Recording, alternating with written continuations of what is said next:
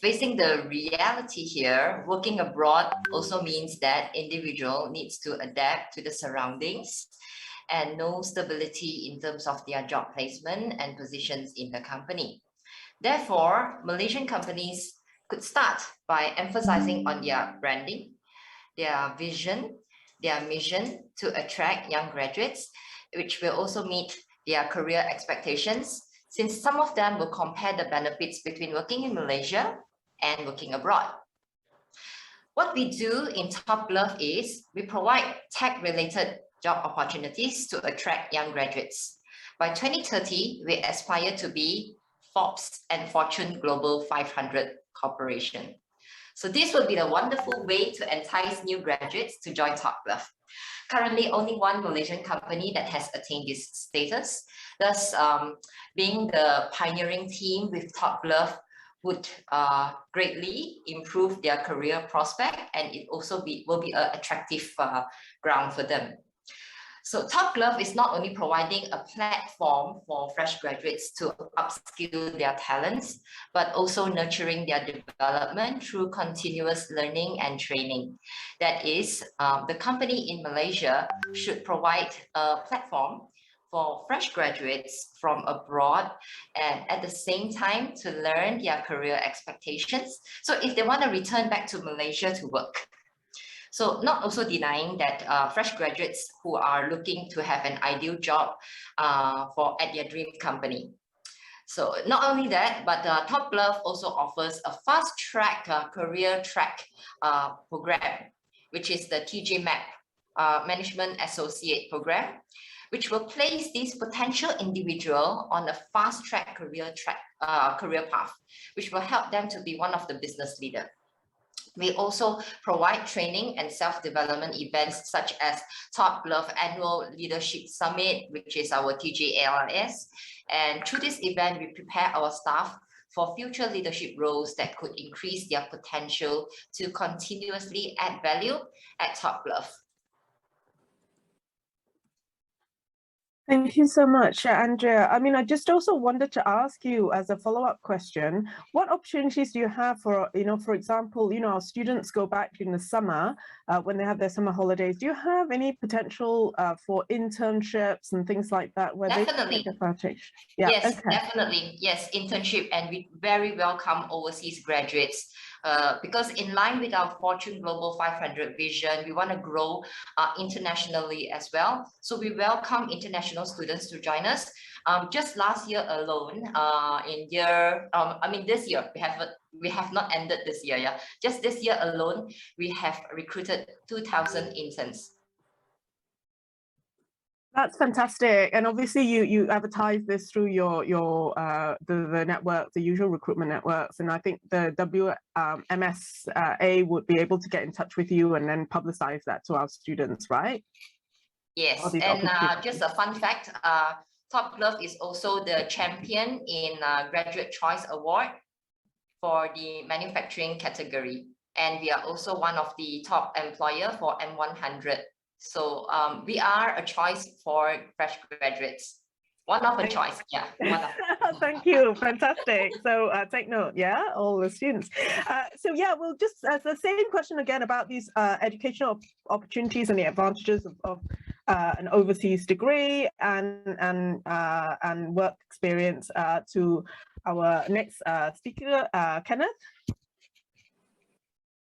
Yeah,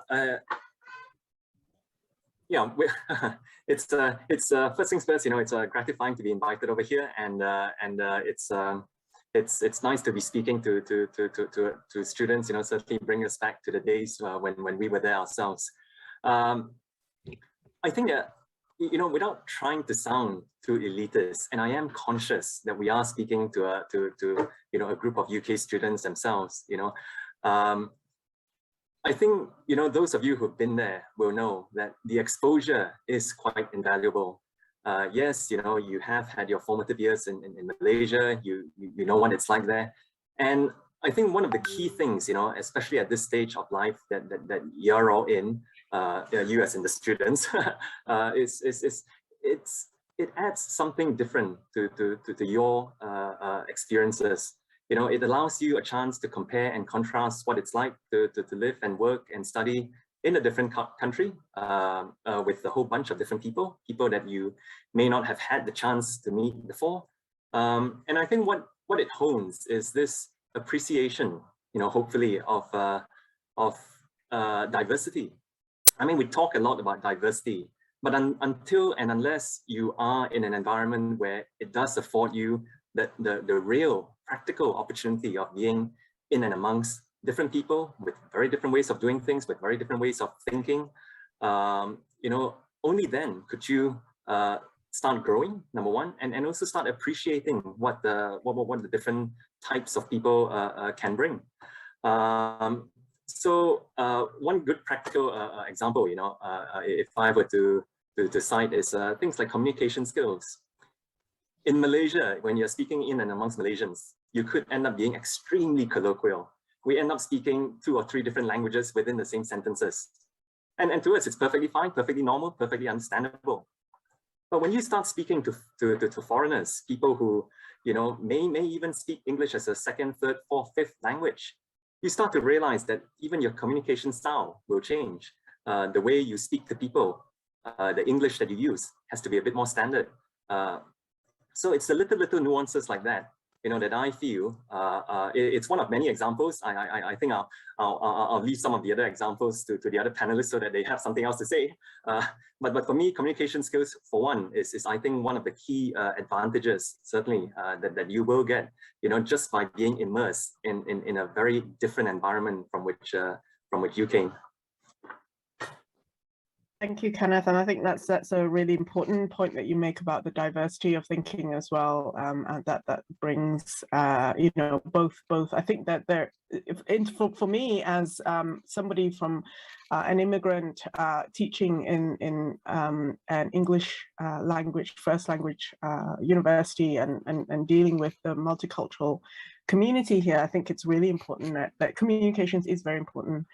How we communicate to different people, because when we say something, it's received in different formats. I think that's a really important point, that we also learn how to communicate with different cultures. Like you say, it's not only just one interesting point for you. Is it more apparent after you've left Malaysia? I would say that my concerns with, I think,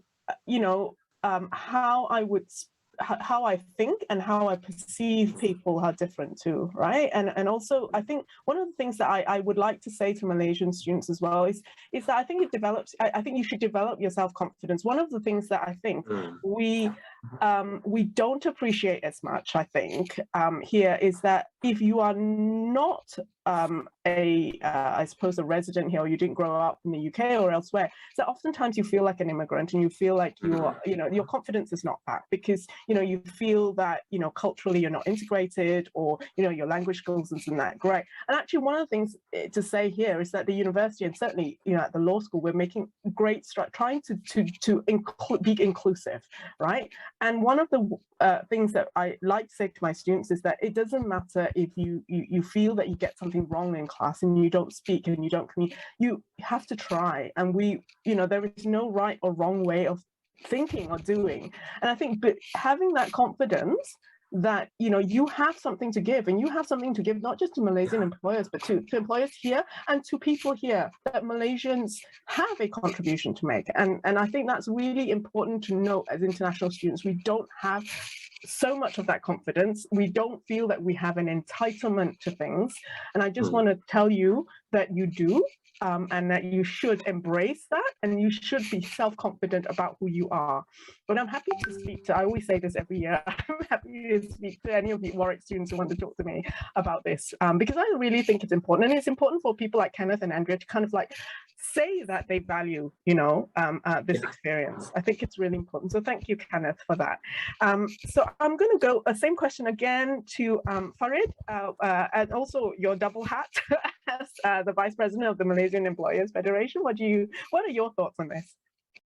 Thanks, Celine. I think I would rather, first and foremost, thank you. Thanks for the invitation from WMS. I think I will share my personal experience because I think one important question that you have raised, Celine, is about returning home, returning back to Malaysia. I'm a Malaysian under the Talent Corp program. I work in Switzerland, and then from Switzerland I moved to Manila. From there I work in South Africa. Then I decided to return back to Malaysia. One thing for the student, which you may take it lightly, one thing that we experience as a family, what we call as reverse cultural shock. So people may say that, Faria, you just been out of Malaysia for 8 years. What do you mean by reverse cultural shock? You know why? Because we thought, for example, in my case, Malaysia was the same just like 8 years ago. But in reality, Malaysia have changed. And you may struggling with the changes. And in the case of my two daughters, they are third culture kids. You know, third culture kids. I think Celine, well, they can't, you know, connect with Malaysian because they grew up out of Malaysia, but they can't claim that they are South African or the Philippines. So they went to international school, so they're struggling with that. Why I share this particular story, because it is important for future leaders of Malaysia, like all of you, which is very important to the nation. Based on World Economic Forum, by 2030, the Malaysian workforce will consist more than 50%, yeah, of the Malaysian workforce will be the millennials, the Gen Z, like all of you. And you have different exploration, you have different preference. You are not the same like me, I'm Generation X. I always have this fight with my daughter. But then it's important for us to know each other. Now, if you ask me, Celine has mentioned just now, you can basically capitalize the opportunity of the visa. I must say, go for it, because remember that experience working out of Malaysia will give you a different perspective. That's one. It gives you a different insight. And that particular experience, you can bring it back to Malaysia, is valuable. Nobody, that will be an advantage for all of you. Yeah. If you have the opportunity, just stay there, work there. Don't say that, oh, Farid, you are not Malaysian. No. I can tell you, it will be more beneficial for Malaysia as a nation if you decided to stay there for a while before return back to Malaysia. The second advantage, when you return back, then you can command a better total remuneration. So these are the two things that I must say. Because why? Based on our the survey that Malaysia Employer Federation have conducted recently, I can tell you, when we look at employer, students, and university, this is always the debate, Celine. The employer will say that university are not preparing our graduates for employment. They always say that. The student will say that employers are not willing to pay, pay a lot for fresh graduates. They say we are Malaysian employer paying peanuts. That's from the student. From the university, they will say that employers, we are not creating jobs enough. But I'll put this aside, because we have reached a point where as a nation, we have to work together. Personally, for me, when we talk about, because we just had this discussion with regards to Malaysia minimum wage, but I told them, let's not talk about minimum wage. Let's talk about living wage.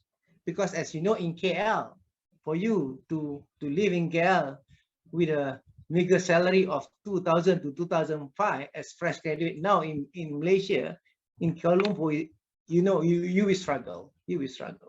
Yeah, that's from me, Celine. Yeah, thank you very much, Farid. I think that's a really important point. Actually, the graduate salaries are I mean, let's face it, they haven't really increased since, you know, I started my first job in Malaysia, to be honest. So I was quite shocked, actually. 20 or over 20 years ago, you know, my first job as a graduate.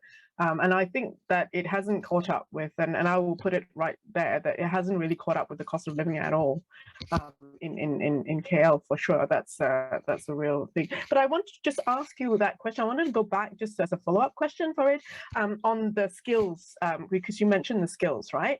So in what way do you think that universities can actually prepare their, you know, this is a debate that we have internally within the universities, actually, you know, in what way, what skills do you want to see, you know, from students, graduates from universities? What are employers looking for, and what are the challenges that you face? I'll go around and actually I'll ask the question again of Andrea and Kenneth, then I come back, you know, to you the next round as well. But I just wanted to follow up that question because it's a really important point.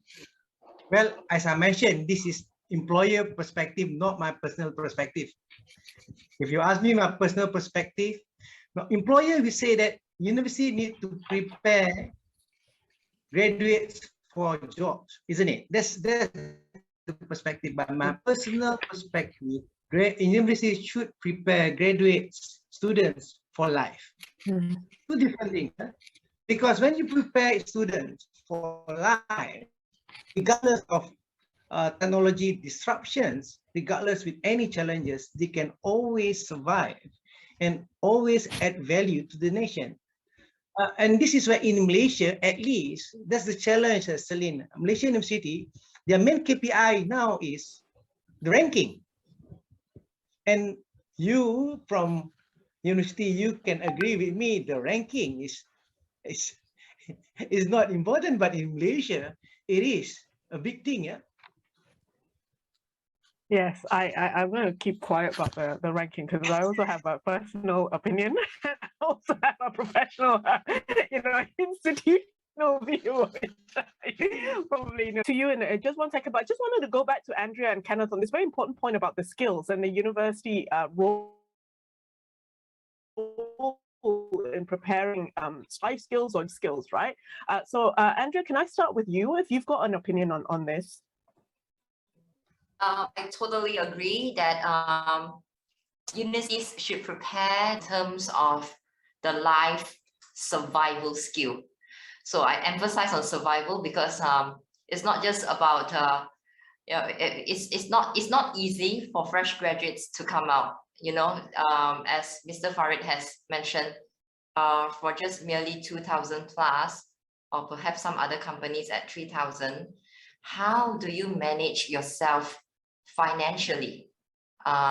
You know, this is something that certain individuals will need to learn by themselves. But if universities can add on to teach them some of these skills on how they can grow, how they can transit to the employer market, then I think that is really a good thing to have.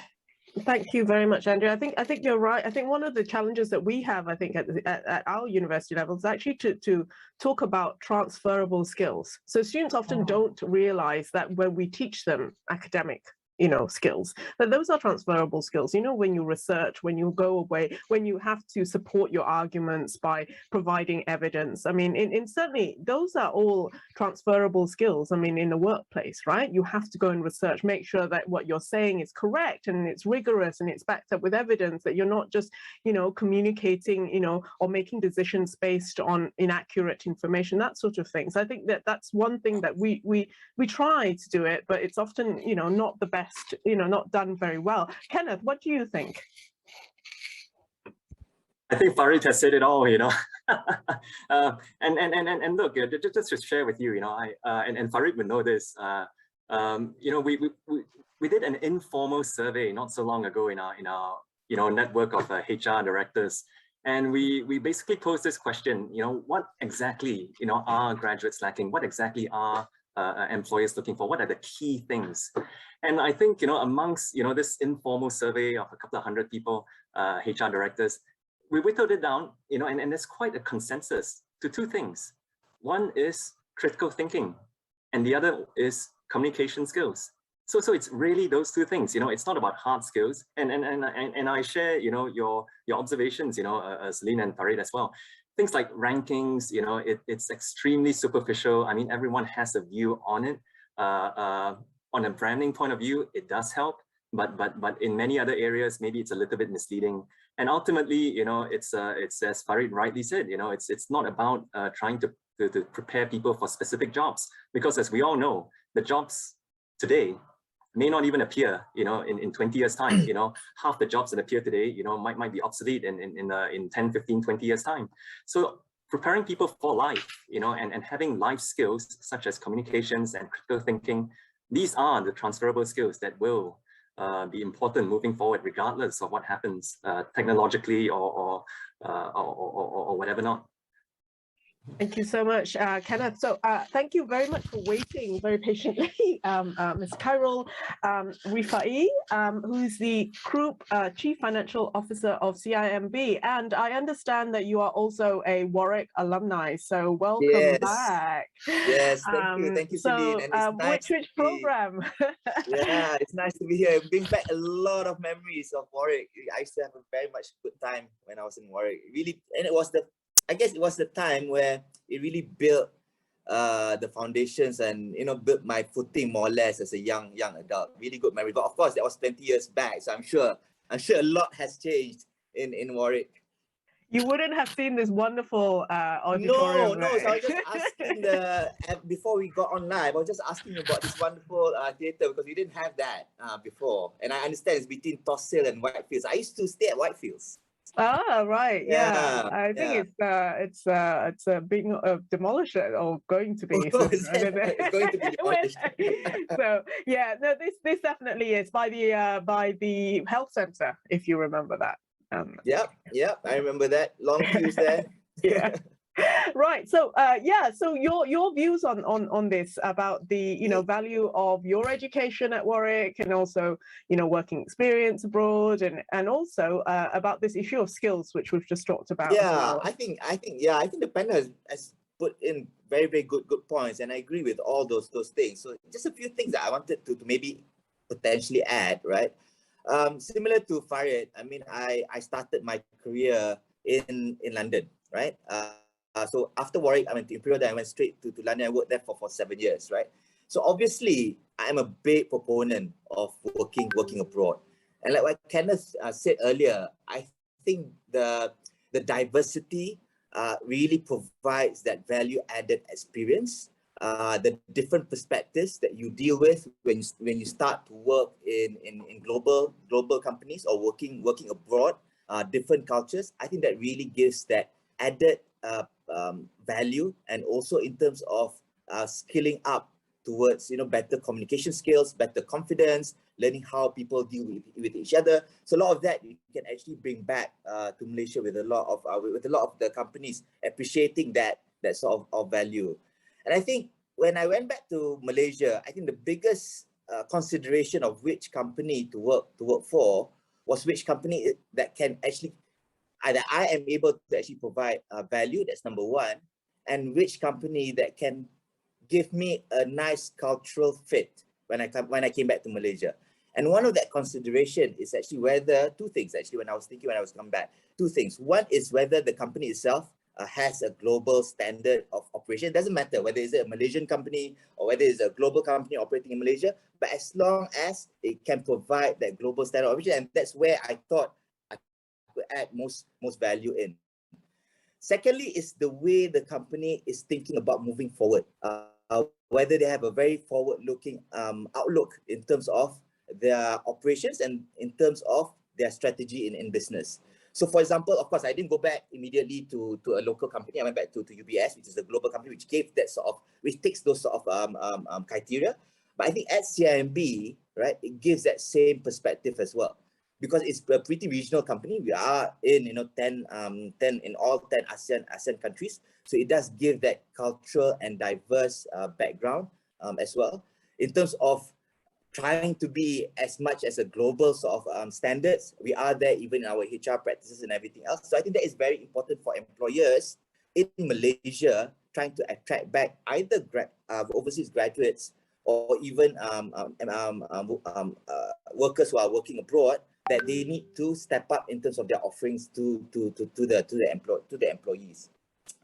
In terms of the skill set, in terms of learnings in universities, I think the biggest key component in university on what you learn is actually learning how to think. And like what you said, Celine, I mean, asking them to do research, substantiate that with evidence and things like that, that's all about learning how to think. And that's really transferable as well in anything what you do. And as like one of the questions that we have in here about Industrial Revolution 4.0 and things like that, things are going to move very quickly, and automation is going to be at the forefront of everything that companies do. And therefore, a lot of the skill set that is actually very important is actually is being able to think and building relationships with people. Because the biggest value that a human can be is actually in terms of the relationship and the advisory sort of nature, where robotics can't actually replace the human.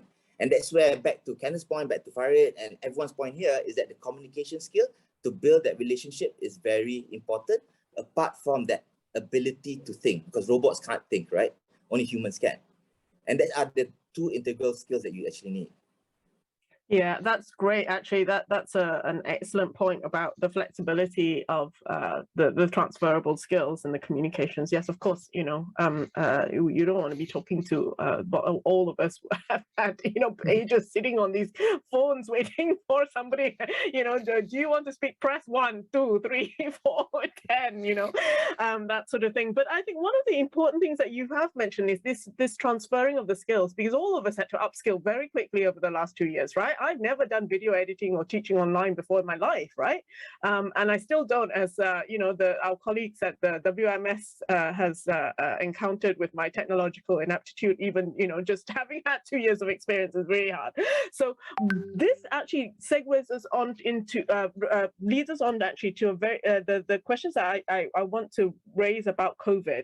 There were questions that were set to you about, you know, the challenges of COVID that has hit us very, very hard, obviously, and the day-to-day interactions, the movement away from a physical work environment to you know, to a digital environment, and all the challenges that has brought. But I think specifically I wanted to just go pick up on your point, Cairo, about this new, you know, the future. What has actually changed? I mean, it's brought economic crisis to specific sectors, but also actually opportunities in other sectors as well, in terms of e-commerce, logistics, healthcare, etc. But then you've got other economic sectors in Malaysia, obviously, like tourism, you know, quite badly hit, right? So in that sense, what do you see? I think I'm going to consolidate those questions because we've only got 15 minutes left, but we can, you know, obviously continue our conversation in the Q&A. But I just want to ask you, in consolidating the questions that the organizers have asked us to think about, is number one, what challenges has COVID brought to the day-to-day operations of your business, and how have employees adapted, and how do you think employees should be prepared to adapt to these things, because we don't know how long this pandemic is going to go on. It might be the new normal. There might be other crises, in fact. So you know, what are the challenges at a day-to-day level, number one, right? Secondly, in terms of the Malaysian economy as a whole, and to sort of, you know, the different business sectors as a whole, what do you think the challenges are, and how resilient do you think, you know, the economic sectors are to cope with these challenges? So there's a kind of two-pronged thing to think about, right? So on your personal level, and then all the kind of more macro level. Andrea, I'll start with you first.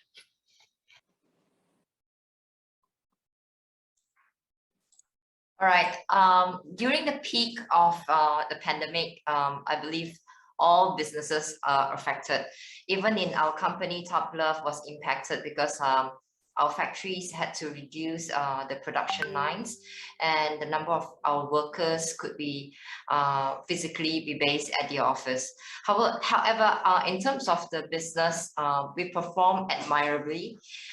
Particularly last year, when the demand of glove, masks, and PPE increased tremendously. So despite the boom, we certainly had our hurdles, and we also needed to make a quick transition from manual labor to automation. So to handle this, we bumped up our talent acquisition effort to maximize our workforce capacity to meet our global demands, because we had a really good demand during the pandemic. We are also looking at automation at our manufacturing operations to increase productivity.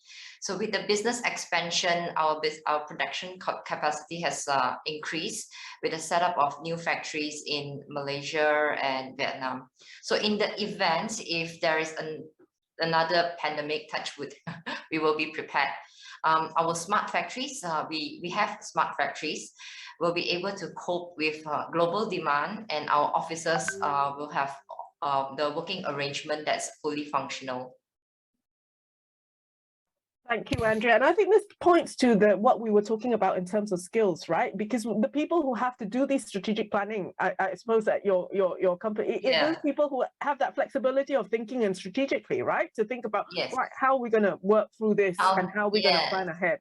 How do you plan out the business continuity plan? All this comes to strategic thinking. Yeah, and you need to be quick thinking as well. Yeah, so that's a real example of what employers are looking for, right? In their recruitment. Thank you, Andrea. Kenneth. It's been an interesting last 18, 24 months. Rightly or wrongly, as many of you are aware, Shopee has grown a lot, and the pandemic has, again, like I say, rightly or wrongly, accelerated that transformation. Now, what I would say is that challenges, there are many. The typical sort of workplace challenges, that every business faces. So do we. Having to work from home rather than working in the office, it can be very jarring, especially at a time also when we are growing and we're hiring new people. New people come in, they pick up their laptops and they start Zooming each other, rather than having physical meetings. Now, those are, practical challenges. We are lucky, we're fortunate in the sense that we are growing as a company because, there is a need for this e-commerce, especially at a time like this. But on the same token, the everyday challenges of working together, and trying to collaborate whilst doing it offline, especially for a lot of those people joining new companies, it can be a bit jarring. So the ramping up is a bit difficult. But apart from that also, what I would say is that it's an interesting time because it requires everyone to adapt.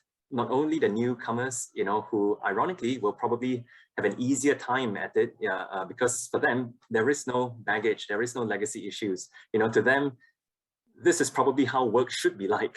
They have no real past working experience to compare.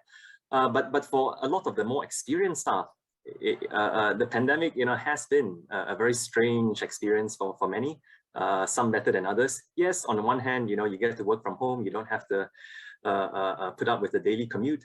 But on the other hand, that there is Zoom fatigue, there is your family, barging in at the Zoom calls, now and then. Not to say it's a good or bad thing, it just is a reality. And also increasingly you find that there is a bit of a disconnect, a blurring of lines between the personal and the private, between when your work starts and when it ends, simply because everything is done, at home right now. So this invasion of personal space, is becoming more and more of an apparent issue. Yeah, thank you very much. Yes, of course, the personal space, very important. I've just shut my door very tightly so that it's a Saturday morning, so I do have, my children at home as well. Farid, your thoughts on this? Sorry, I forgot to unmute. One thing that I would like to share. All of us fully aware that we are facing unprecedented challenges from three perspectives: social, economic, as well as environmental. And all these are driven by the accelerating globalization as well as a faster rate of technological development. One thing that I want to highlight Malaysia as a nation, we aspire to be high income. Yet when we talk about high income, we know to be a high income nation, our gross national income per capita should be around 12,535 US dollar or 52,000 ringgit. And last year we were around 11,200 US or 44,800, short of 5,340. I think the current Prime Minister mentioned that we're able to achieve that if we aims to achieve average 4.5 to 5.5 annual economic growth, we can achieve that by 2025. Now, representing the employers, we have to see things from a macro level because Malaysian labor productivity fell around 5 to 6% in 2020 because of the pandemic. And one thing that I want to highlight, this is the first contraction since the 2009 global financial crisis.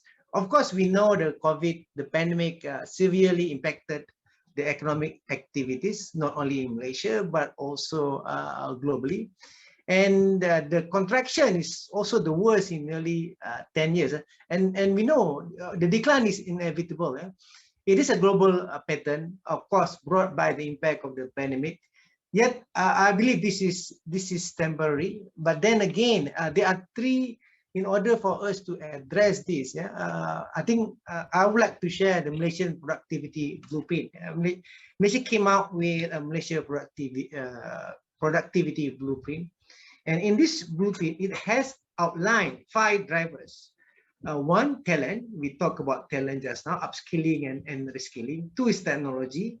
Of course, the incentive, you can see that government is coming up with a lot of incentive. The 4th one is business environment. Malaysia should promote a conducive business environment that can attract foreign FDIs, as well as, which is very crucial, productive mindset. This is when we talk about productive mindset, one important element that I always use is human investment ratio. This is when I recently, last week, I shared with my board. This is a very important index. For 1 ringgit that we invest in people, how many ringgit will be the return?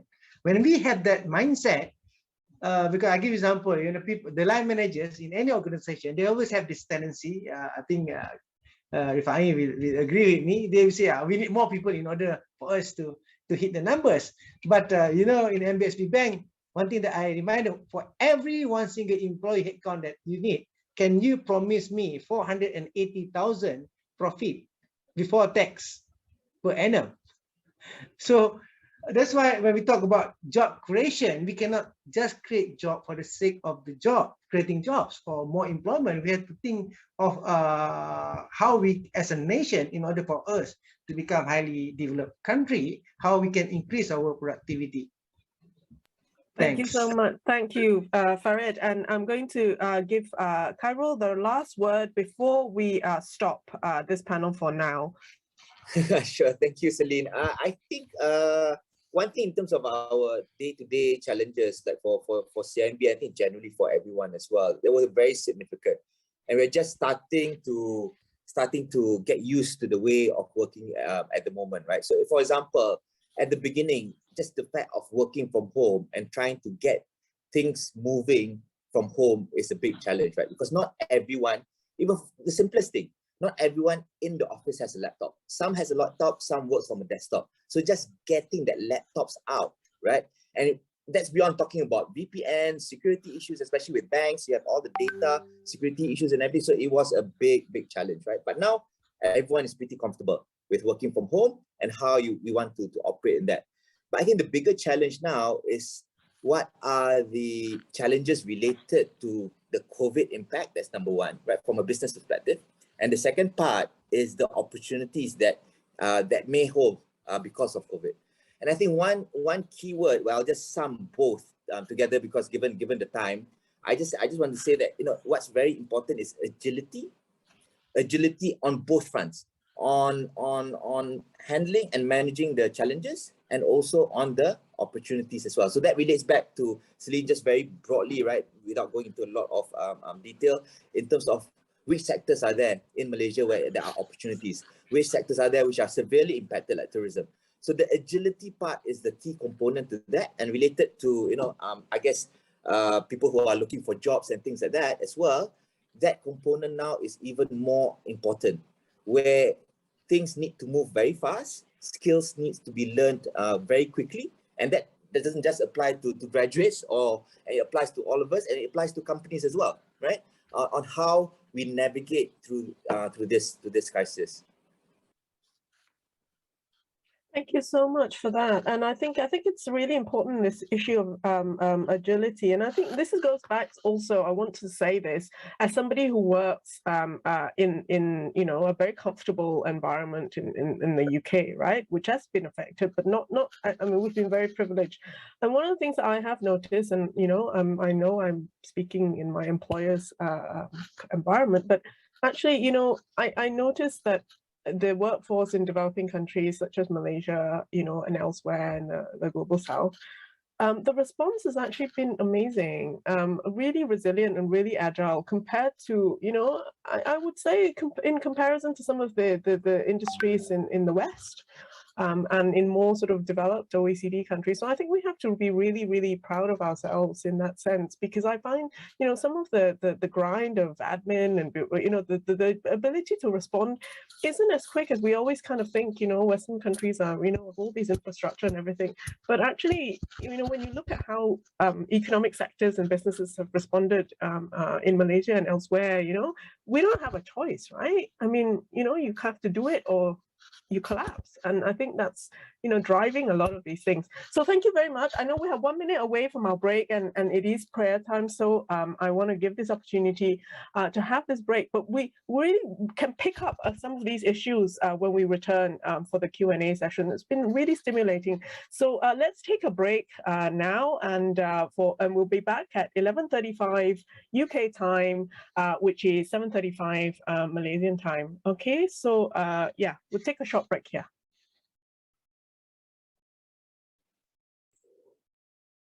All right, now you've stopped projecting, so I'll tell you when we will start projecting again.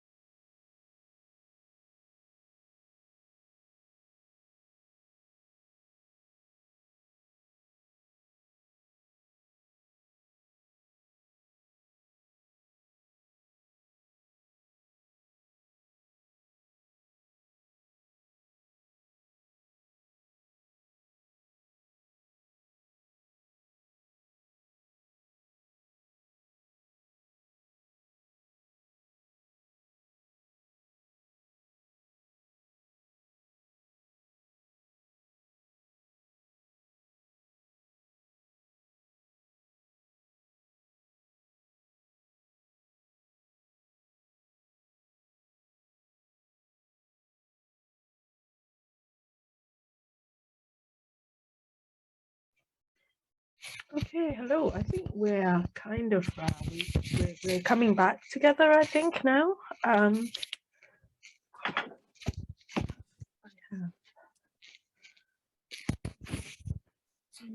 Okay.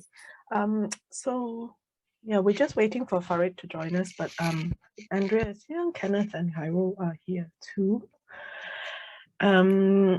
So how I think what we're going to do is take some questions from the floor to the speakers, and then the organizers will be sending me some questions directly to read out from the online participants. So hello to everybody online. Yeah, I'm just while we're just waiting for Farid to join us, I just I wanted to say that it's been such a refreshing panel. I think just being sort of engaging with different people, and I just wondered also if when you're kind of answering the questions, just to kind of like also if you've got any sort of tips and opportunities and things for our students on a practical level, if you could also kind of like let them know what there's available, and any links I think the WMS can send out to our students as well. Because I know this is hello Farid, you're here, and just because I think, as we all know, there are quite high anxieties about employment after university and things like that. So I think any opportunity they can to develop themselves and have read about resources and opportunities, that would be really helpful for them. Okay, so shall we start with taking questions? So I can see the floor, and I can see students there, our participants, and somebody with a mic, I believe, is going around taking questions. So can you introduce yourself when you ask a question with your name and preferably, where... sorry, sorry? the screen isn't projected yet. Oh, it's Sorry. not? Sorry, Okay. but yeah. All Just right, give me so a I'm just second. talking to... never mind. Yeah, no, Alright. okay. All right, now you're being projected. A dry run. Okay, that's a dry run. Try again, that's fine. All right, Thank you. now it's being projected. Okay, hi Okay, everybody, welcome back. I was kind of talking to myself, I guess. Hi everybody, are we back? Can you hear us on the screen? Loud and clear. Yeah, loud and clear. Brilliant. Okay, so I welcome our panelists back, Andrea, Kenneth, Farid, and Kyril.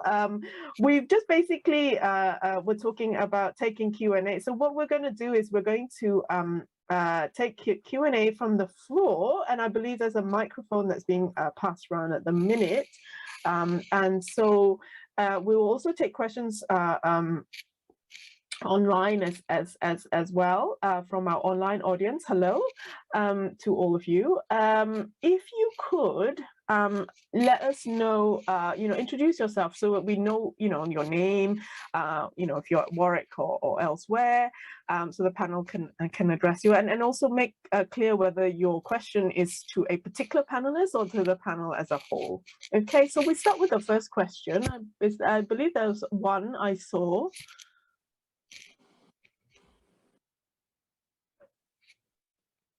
There one? Or walking around with a mic? Yeah. No? Is there any question from the floor? Maybe one of our organizers in the room can tell us if there is a question. Raise your hand. Oh, yes, at the back. Right at the back, there's a question. Right at the back as well. No? I'm so sorry. I think because we're facing some technical difficulties, so Okay. just give us a second. Okay, thank you.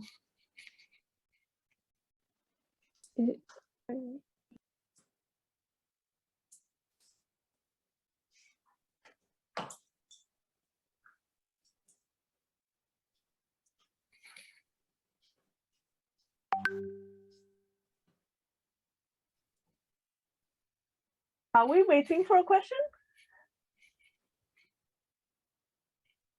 Okay, sorry. The Q&A can start now because there was something wrong with the audio issues. Oh, so So they couldn't hear me again. yeah, yeah. That's okay. Can you all hear me now in the room? Can you wave your hand if you can hear me? Oh, yes, Yes. fantastic. Okay, so let me repeat myself for the third time. I'm so sorry about that. No, it's fine. It's absolutely fine. These things happen. We were talking about agility and flexibility to respond to technical issues, right? So here we go. Let's try again. Right, folks. Question and answer. If you don't mind, raise your hand. There's a mic going around, as you can see.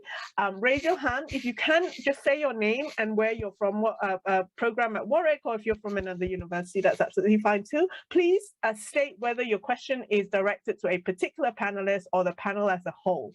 Okay, so we take the first question.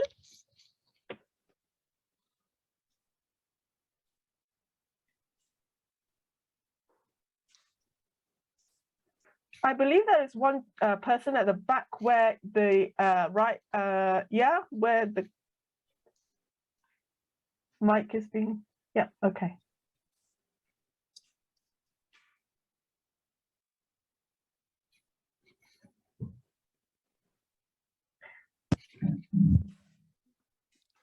Yeah, hello everyone. My question is, there are a lot of like upskilling programs out there in the UK where all students can join. Does it, in everyone's opinion, diminish our advantage as a UK university graduate as compared to our Malaysian peers? Or do we even have an advantage in the first place? Okay, what's your name, by the way? Sorry, we can't see you, so you just have to say your name. Sorry, my name is Russell Wong. Russell Wong, and you are at Warwick as well. And you're talking about upskilling programs. In what way? Is it the national sort of Malaysian upskilling programs? I think generally, as in the UK, in UK societies, they provide a lot of upskilling programs, even external programs as well. External societies, they tend to always promote the idea of upskilling, and I think every UK student always try to latch onto the opportunity. And I'm just wondering, how much of an advantage does it really give students like studying in the UK, and whether does it, if anything at all, diminish our advantage to as the UK university graduate as compared to our Malaysian peers, or do we to begin with have an advantage in the first place? Okay, well, I hope the panelists understood that question. I will go actually in the reverse of the panelists now, and I'll let Khairul start first. I think the main, I guess, okay, I think it is very important. It gets you through the door, right? I think universities and I guess your qualification itself gets you through the door. But what lands you the job is actually, I put down it back to two things, like what we discussed earlier, right?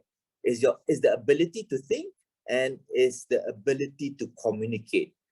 And thinking both, right? Thinking is in terms of the way that you think, and this is both whether you go few levels down or you go wider and be more broader in terms of your thinking, right?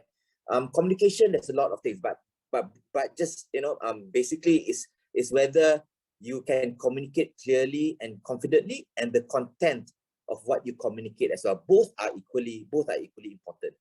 So trying to link back to your question, I think any upskilling program, whether you're doing it from a UK university and doing it in UK, or whether you're in Malaysia university and doing it in Malaysia, I think anything that can add on to those two things, firstly, in terms of whether it can improve on the way that you think about or solutioning of problems, or whether it gives you better confidence, better content in terms of the way you communicate, I think that will just be an advantage to anyone getting a job, right? So that's my response. Thank you, Khairul. And Farid?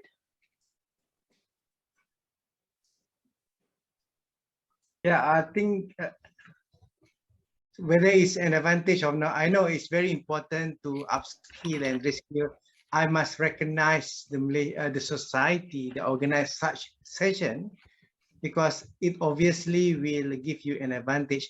Yet at the same time, I would like to, maybe your parent or your sponsor will not like this. Please make sure, make time to enjoy as well. Yeah, because why? Learning does not only happen in the classroom, and you have an opportunity in UK to learn in the real world. So don't worry too much. Try to attend as many upskill or reskill session, but at the same time, take time, just enjoy your life there. Because at the end of the day, it's not only the world is basically your universities. Everybody in it are your lecturers. So just when you wake up, go to class. That's all from me, Celine. Thank you. And I think that's a very valuable piece of advice as well. Kenneth. Yeah, and really just to add on to what Khairul and Farid said, and those are good points.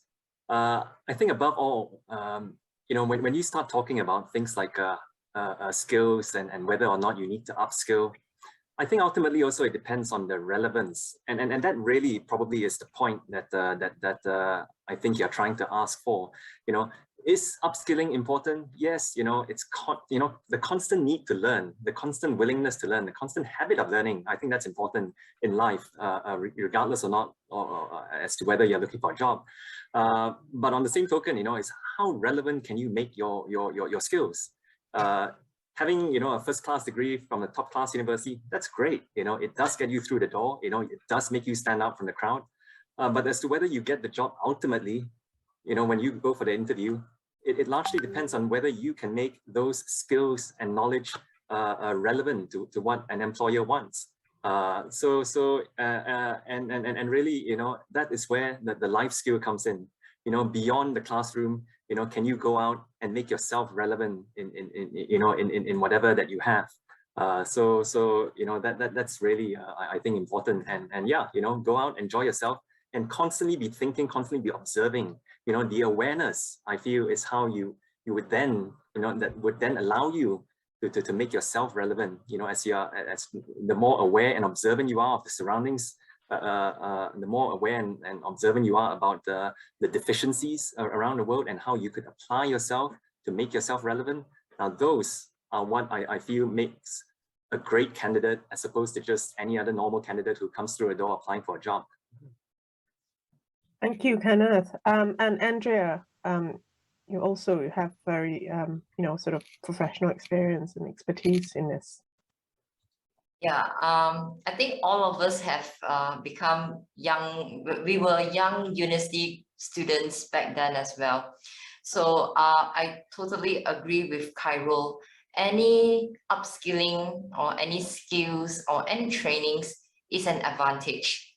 Especially when you're young, do absorb as a sponge.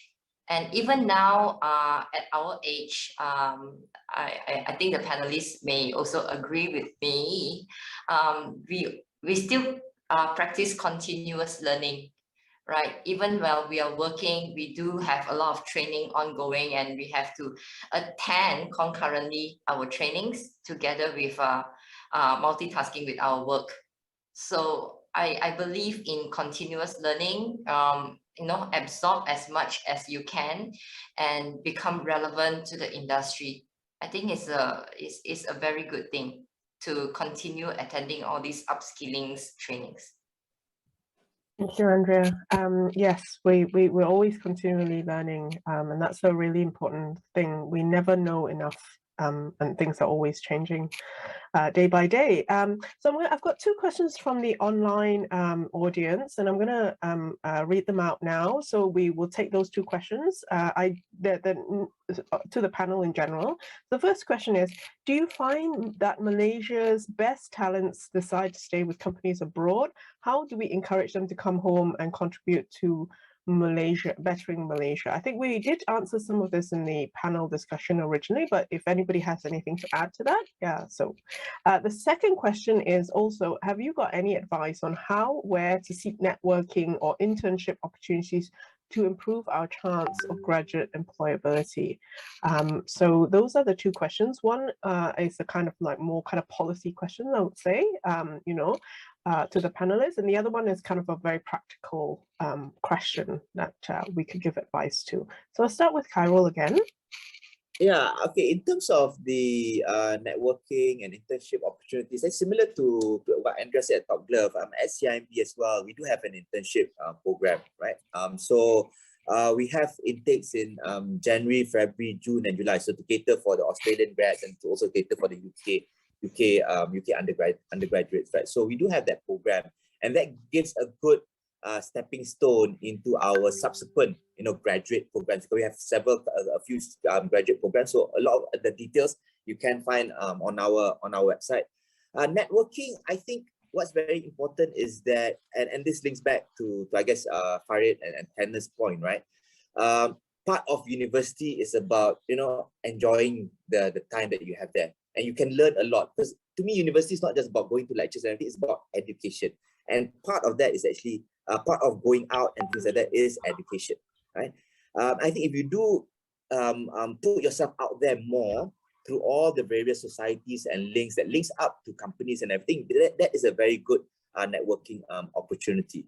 So for example, like in this case itself, right? So I get to engage with all of you. I get to engage with some of the committee members as well. So doing that more and more will help in that networking process, getting into internships. That will get into that networking space as well. On the question about how do you attract talents who are working abroad back to Malaysia, that has always been a big issue with Malaysia on brain drain, right? And that has always been continuously an issue here.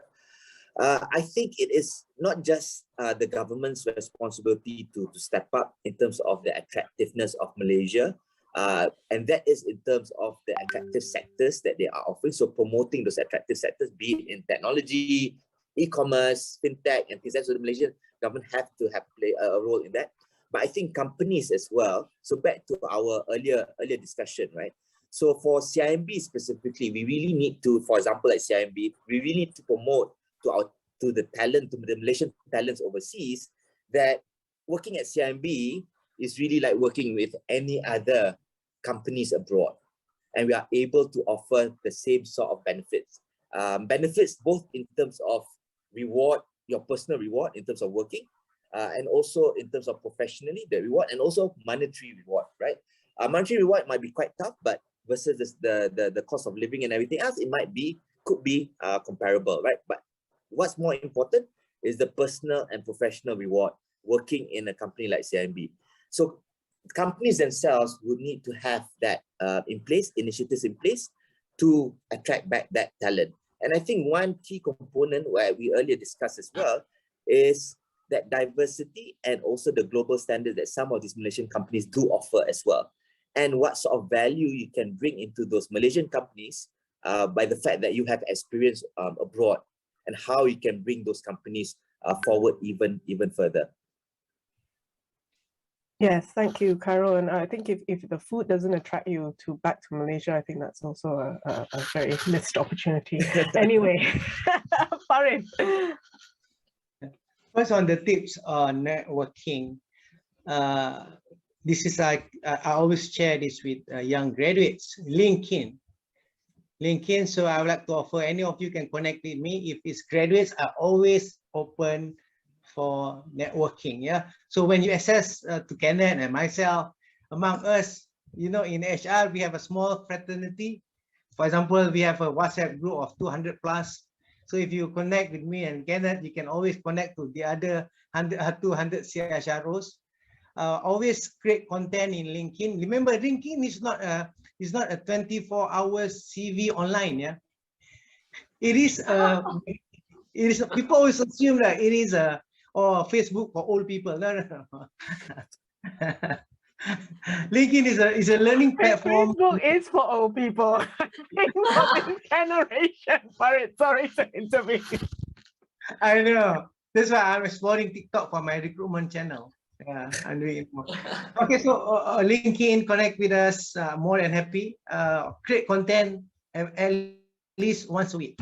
Yeah, be active, because then you get noticed. You get noticed and you can stand out.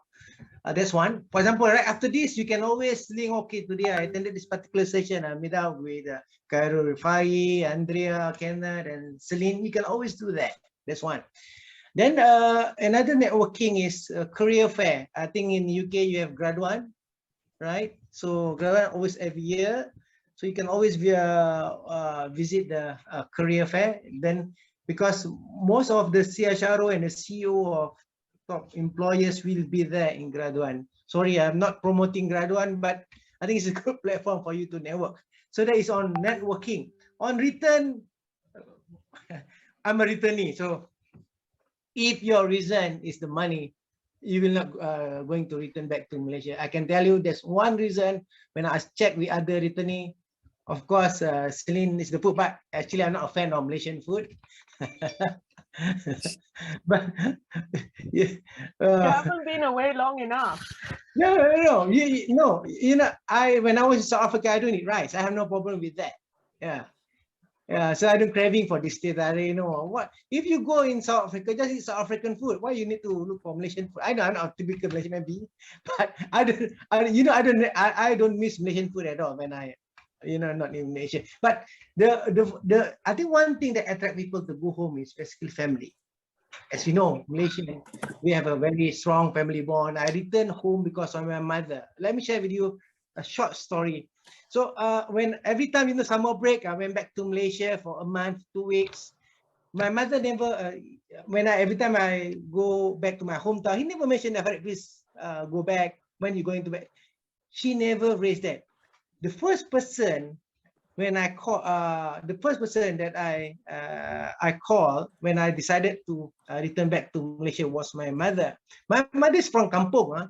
She's from Kampung, and she used one word that she never used before. When I said that, Ma, I'm going back. Saya nak balik kampung, balik Malaysia for good. And then she uttered one word that she never used before from Kampung, Yahoo. Kampung never used Yahoo, isn't it? She was so happy that I decided to go home. And then, so that's the, well, of course, there's many reasons, but I believe you still have your family here. That, for me, nothing beat that attraction. Thanks. Thank you for it. Kenneth, your thoughts? Yeah, and that is very true. One thing I think, that's worth thinking about, whether working abroad or working back in Malaysia, there is a lot of misconception sometimes. The perception that somehow the grass is always greener the other side. Yeah, to some extent, there is some truth to it. Agree. And I think as we've discussed, there are advantages to being elsewhere. But having said that, when you think about it more critically, you realize that if you feel like a foreigner in your own country, guess what? If you go overseas, you are a foreigner. However much you try to integrate, blend in, etc., there is still this sense of foreignness. It's not 100% integrated in a sense. As opposed to coming back where, like it or not, home is still home. There is still that familial tie that can never be broken. And I can tell you, from experiences that many of us have had, not just ourselves, but also friends and family and professional contacts, you realize that people do things for different reasons. If you're an economic migrant going overseas for professional reasons, fair enough, and be very clear about it. You are going overseas for that reason. But then there are other factors that go beyond the professional. And those are things that, again, like I say, can never be broken. Somehow or other, there is still this sense of comfort, this sense of familiarity that drives people back home. So in terms of what we, companies or even the government can do, well, there are certain things we can do to ease the coming back. But on the same token, also, ultimately, it's really about this mindset change, about thinking about what's important for you in life. After you've been through the circuit, gone around, explored and experienced what it's like outside, then maybe for you, there's a different sense of priority. Like what Farid said, maybe the family, starts becoming a growing a priority, and then that attracts you to come back. And touching upon what Kairu said, which is an excellent point, as companies, we try to provide the same opportunities, or as much as we can, as close an opportunity as possible to be, to giving you the sort of career that you will have elsewhere overseas at a large multinational. So Shopee is a good example, whereby it grew out of Singapore, and it was mainly a Southeast Asian company. But as some of you might know, we've already started growing into South America, and also more recently over the last couple of months into Europe. So the outlook has changed. It's not only a Southeast Asian centric company, but it's a global company. And that's how we try to position ourselves moving forward. Anyone who joins us, after a year of being at Shopee, you have the opportunity to then transfer not only across different functions or departments, but also across different countries.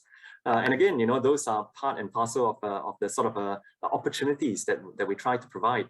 Giving people a meaningful career. And then the question really is where do they want to be? The opportunities are there. Your career is as good, if not even better, wherever you are in the world. And so it comes back to the individual, what's important for you, and what you want to do with your life. And very quickly on the other point, this thing about graduate employment, I would cite one good example, talking about how graduates can get jobs. Some of you, I'm not sure how aware you are, if you have friends in Malaysian universities, what I found peculiar in Malaysian universities is that there isn't really a career services. Many Malaysian universities have got career counseling, or even just some counseling unit, that kind of doubles up as a career services. Somehow or other, they are not very good at the employer branding and trying to connect students to employers. But having said that, what I would say also is that although you may have the advantages of having a career services, where you are at Warwick, most UK universities do it and do it fairly well. But having said that, nothing beats being proactive. As Farid rightly said, it's just having a LinkedIn account doesn't mean that it's your CV's on display and employers are out there scouring for you. It still does take a bit of homework and a bit of proactiveness on your part helps. Do your research. Know what companies you want. Know what the industries you want to be in, and be bold about it. Don't just listen to your friends. Yes, those days, the traditional mindset is okay. If I'm learning a technical skill, that's exactly what I'll do. An engineer will go into engineering. A doctor, lawyer will go into medicine or law. But the world is changing, and there's a lot more out there. E-commerce is a good example, and e-commerce is a fairly agnostic background or degree or subject matter agnostic kind of a role. There are many people that we hire from fairly unusual backgrounds, and for us, it's really the skills, the transferable skills that matter. So so what you have, as students, in a good UK universities, you have a lot of opportunities before you. You have the advantages of career services. You have the advantages of Google. You have the advantages of LinkedIn. And those are ways, and also not to mention, the panel that we have here, which largely is about trying to open your eyes to the opportunities out there. It's well and good for us to come and speak to you, which obviously we're delighted to be able to do. But this only bridges half the gap. The other half is really the work on your side, to then take the knowledge and the exposure that you have from panels like this, and then work it into your own career plan. What are you going to do after this session ends?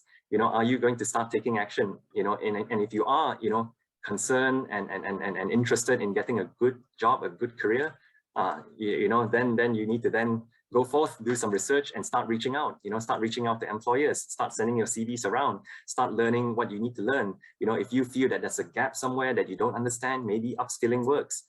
So all these things, use all these opportunities that you have to then market yourself and make yourself stand out as a candidate. Thank you, Kenneth. We're going to have to wrap up very shortly, but I want to give Andrea a chance to also thank have you. her advice to students, because it's really important that we hear from Andrea too. Yeah, okay. My advice is, I'll keep it short and simple, but my advice to the students here is, do compare the opportunity that you have overseas with Malaysia, because not every opportunity in overseas could help you in long-term wise. For example, if you have a job probably as a receptionist or something that's not relevant to your professionalism, so it's good that you take it up as an experience, but it may not help you in terms of long-term wise in your career growth. So do assess yourself what kind of career that you want to pursue, and then whatever opportunity that you have overseas, is it something that you want to do in the next 5 years or 10 years? So if you want that opportunity, if you want to take up that job, how long do you want to work in that job?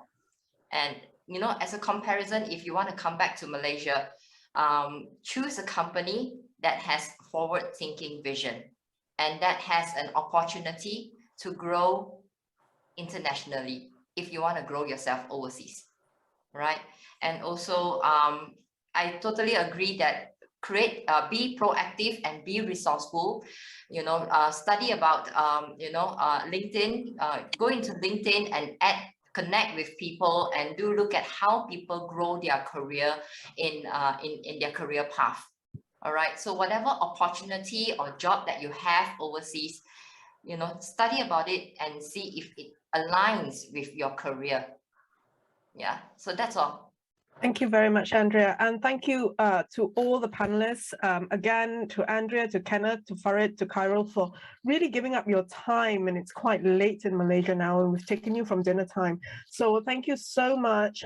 It's been an absolute pleasure for me to moderate this. It's one of my highlights of my year, every year, to have this chance to engage with Malaysian students. I'm also on LinkedIn, not very active, but you can link in with me to find these panelists on LinkedIn. And I believe there's another session starting very soon where you can actually do some networking as well. So thank you all. It's been lovely to see you all.